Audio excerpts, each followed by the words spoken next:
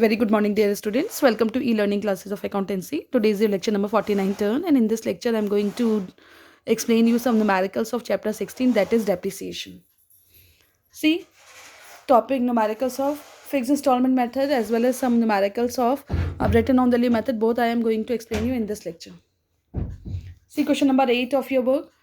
On 1st October 2009, Raj and Company purchased machinery worth rupees 40,000. On 1st October 2011, it buys additional machinery worth rupees 10,000. On 30 September 2012, half of the machinery purchased on 1st October 2009 is sold for rupees 8,200.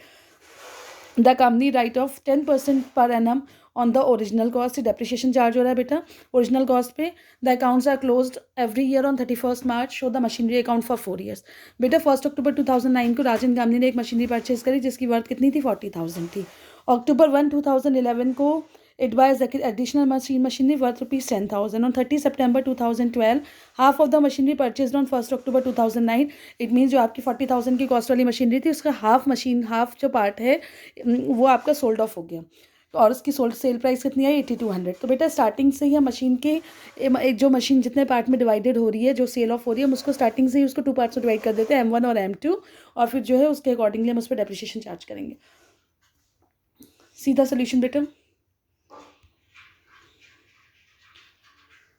Machinery account date particular amount 2009 October 1 को आपने machinery purchase करी that is bank account M1 machinery थी 20,000. दूसरे part को भी हम 20,000 में show कर देंगे. देन आपका जो है उसके ऊपर डेप्रिसिएशन चार्ज हो गया दोनों पार्ट्स में और 6 महीने का डेप्रिसिएशन अलग अलग चार्ज हो गया. M1 पे 10,000 और M2 पे भी उसके पार्ट पे 10,000 का डेप्रिसिएशन चार्ज हो गया. ठीक है. देन उसके बाद आपने जो था उसकी बैलेंस कैरी डाउन निकाल लिया. जब बैलेंस कैरी डाउन आ गया तो उसको बैलेंस कैरी डाउन जो 6 मंथ की डेप्रिसिएशन की वैल्यू थी उसको उसमें से माइनस करके बैलेंस कैरी डाउन निकाला और फिर इधर हमने बैलेंस बॉट डाउन कर दिया. M1 और M2 और तीसरी मशीनरी जो एडिशनल मशीनरी परचेस करी इस पर भी डेप चार्ज कर दिया था और उसकी वैल्यू को शो कर दिया. फिर हमने M1 और M2 मशीनरी की जो बैलेंस बॉट डाउन है उसको कर दिया. M1 का 15,000 M2 का भी 15,000 है और M3 का जो बैलेंस बॉट डाउन है दैट इज़ 9,500. इस ईयर 2012 में सितंबर 30 को मशीनरी का जो पार्ट है वो सोल्ड ऑफ हो गया. तो डेप्रिसिएशन उस पर जो चार्ज हुआ दैट इज़ M1 20,000 का 6 मंथ का डेप्रिसिएशन हो गया. आपका फिक्स इंस्टॉलमेंट मेथड है 10% डेप लगाना है तो 20,000 का 10% जो डेप होगा वो 2,000 हो गया. हाफ मशीनरी 6 मंथ के लिए हो गया ये तो 1,000 हो गया इसका डेप. तो that is depreciation account M1. Bank account sales को कर दिया 8,200 में profit and loss on sale. ये कैसे निकालते बेटा बैलेंस बॉट डाउन जो M1 पार्ट का बैलेंस है 15,000 है उसमें से 1,000 का डेप आपने माइनस कर दिया तो आपका 14,000 उसके रिटर्न डाउन वैल्यू आई और 8,200 में सोल्ड ऑफ करा है तो उसका डेप्रिसिएशन कितना वो लॉस कितना हो गया इस पर दैट इज़ 5,800. देन जो रिमेनिंग मशीनरी का जो सेकंड पार्ट है और थर्ड मशीनरी उनको हमने ऐसे बैलेंस बॉट डाउन कर दिया दोनों पे डेप्रिसिएशन चार्ज कर दिया होल ऑफ द ईयर का. दैट इज़ M2 पे आपका 2,000 आ गया और M3 पे आपका 1,000 आ गया. फिक्स इंस्टॉलमेंट है तो फिक्स कॉस्ट पे इस पर जो ओरिजिनल कॉस्ट है उस पर चार्ज हुआ एंड देन इसका बैलेंस दोनों का कैरी डाउन आ गया. बैलेंस कैरी डाउन करने के लिए जो बॉट डाउन नंबर बैलेंस था आपका M2 का 15,000 माइनस 2,000 13,000 और 9,500 माइनस 1,000 था M3 का दैट इज़ 8,500. तो ये बैलेंस हो गया कैरी डाउन हो गया दोनों मशीनरी का और 39,500 जो मशीनरी का सेकंड पार्ट था वो और थर्ड मशीनरी का जो मशीनरी दूसरी आपने परचेस करी थी उसके बैलेंस को हमने बॉट डाउन कर दिया और दैट इज़ 21,500. ये बैलेंस है मशीनरी अकाउंट का. मैंने अभी आपको लॉस ऑन सेल बताया था कैसे कैलकुलेट करते हैं.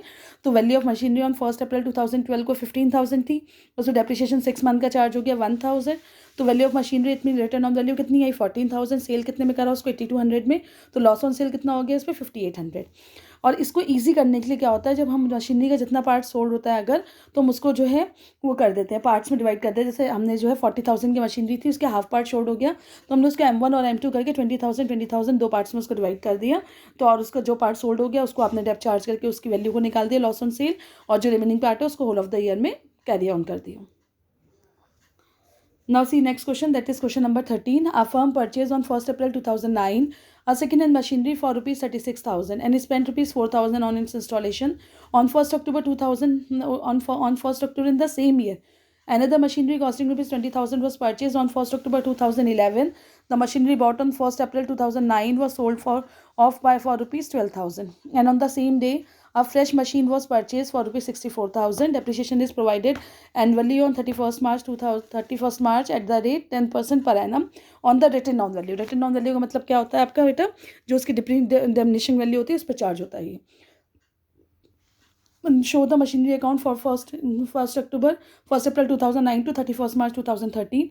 सी आंसर बेटा, मशीनरी अकाउंट बैंक अकाउंट है, अप्रैल 1 को आपकी मशीनरी आ गई। बैंक अकाउंट 36,000 की मशीनरी थी, 4,000 इसका इंस्टॉलेशन हो गया, तो 40,000 इसकी मशीनरी की कॉस्ट हो गई। फिर इस पर आपने मार्च 31, फिर अक्टूबर 1 में दूसरी मशीनरी आ गई, दैट इज़ 20,000। मार्च 31 को अप्रैल 1 की मशीनरी पे पूरे साल का डेप हो गया 40,000 का 10% 4,000, और जो अक्टूबर 1 में परचेज करी थी मशीनरी 20,000, उस पर 6 मंथ का डेप्रिसिएशन चार्ज हो गया, दैट इज़ 1,000, तो 5,000 डेप हो गया। फिर मार्च 31 को बैलेंस कैरी डाउन, M1 का आपकी जो कॉस्ट थी 40,000 माइनस 4,000 का डेप, दैट इज़ 36,000, और 20,000 माइनस 1,000 डेप, दैट इज़ 19,000, तो 50,000 55,000 ये आ गया बेटा। देन आपका जो है 50, ये जो बैलेंस था दोनों लास्ट ईयर वाला, उसको आपने बॉट डाउन कर दिया, M1 का 36,000 और M2 का 19,000, 55,000 का बैलेंस बॉट डाउन हो गया।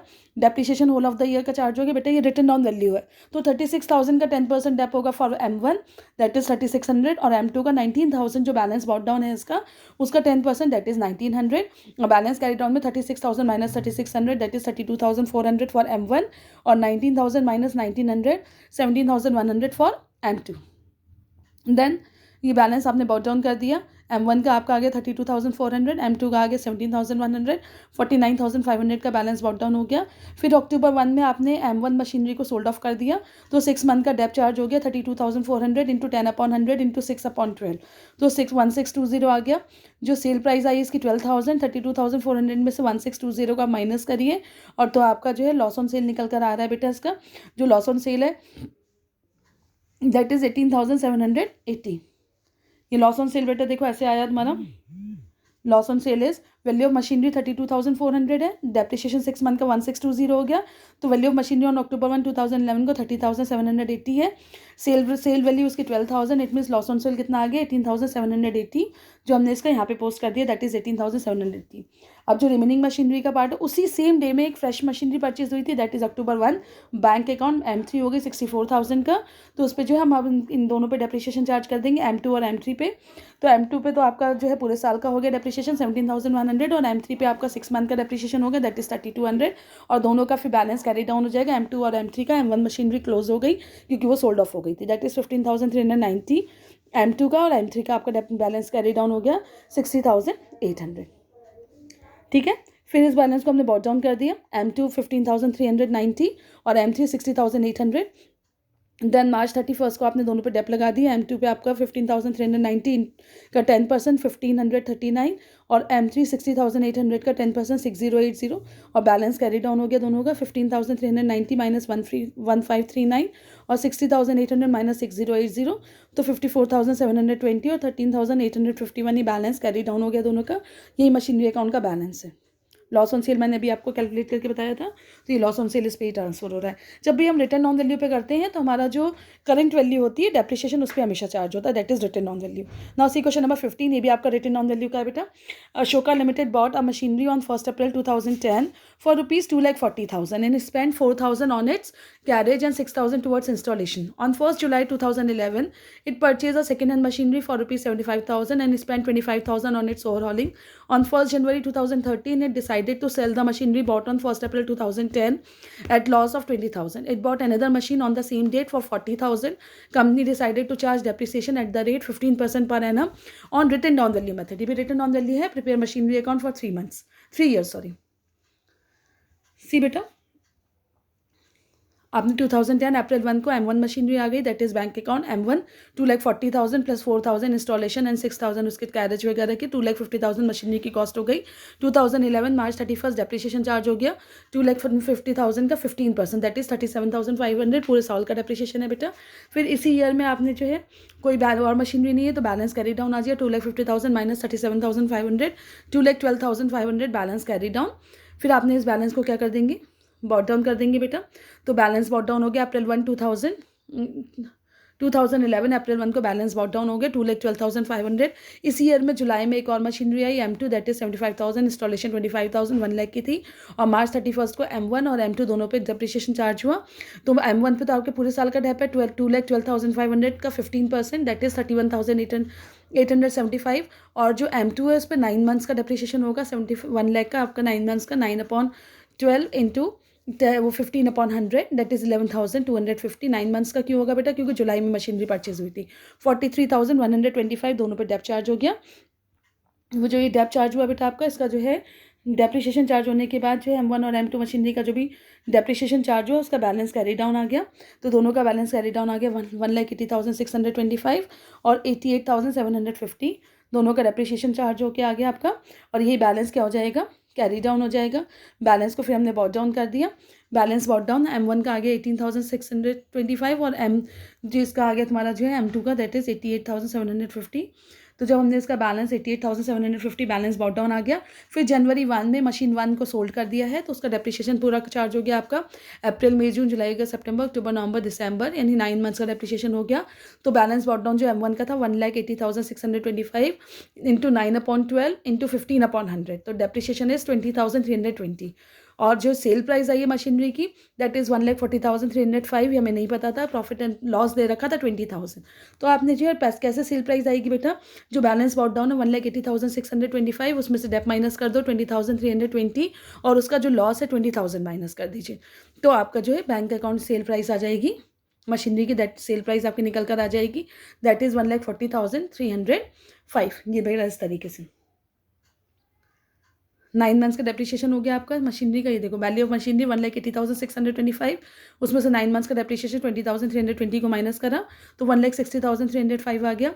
लॉस ऑन सेल गिवन था 20,000 उसे भी माइनस कर दिया तो 1,40,305 ये मशीनरी की सेल प्राइस आ गई बेटा। That is 1,40,305। अब ये मशीनरी खत्म हो गई। देन आपके जो है 2013 में सेम डेट पे जब आपकी मशीनरी ये बेस सोल्ड ऑफ हुई थी एक और नई मशीनरी आ गई थी बैंक अकाउंट में M3 40,000 का। अब उसमें आपके दोनों मशीनरी पे M2 और M3 पे डेप्रिसिएशन चार्ज होगा। जो M2 है उस पर पूरे साल का डेप होगा 88,750 का 15% दैट इज़ 13,312। और जो M3 है आपकी 40,000 की मशीनरी थी इसकी 3 मंथ्स का डेप चार्ज हो जाएगा। तो M3 का डेप हो गया 15,000 तो दोनों का बैलेंस कैरी डाउन आ जाएगा M2 और M3 का। तो M2 और M3 का जो बैलेंस आ गया M2 पे तो 3 मंथ्स M3 पे 3 मंथ्स का डेप्रिसिएशन हो गया 15,000 और इस पर जो दोनों का बैलेंस कैरी डाउन आ गया M2 दैट इज़ 75,438 और M3 38,500। तो ये दोनों का 1,13,938 ये मशीनरी अकाउंट का क्या है? बैलेंस बॉट डाउन है। Balance of machinery account is 1,13,938। ठीक है बेटा, जब भी आप मशीनरी अकाउंट बनाते हैं तो आप मेथड सबसे पहले मेथड चेक करिए कि किस मेथड से आपको करना है। Then if it is diminishing method then whatever is the written down value of every year depreciation will be charge on death. Sale price वैसी ही निकलेगी कुछ आपके लॉस ऑन सेल के ऊपर माइनस करने के बाद। बट और अगर स्ट्रेट लाइन मेथड है तो ओरिजिनल कॉस्ट पर डेप्रिसिएशन चार्ज होगा। In my next numerical in my next lecture remaining numericals will be completed. Thank you बेटा, I hope you all understand. Thank you बेटा, हैव अ नाइस डे।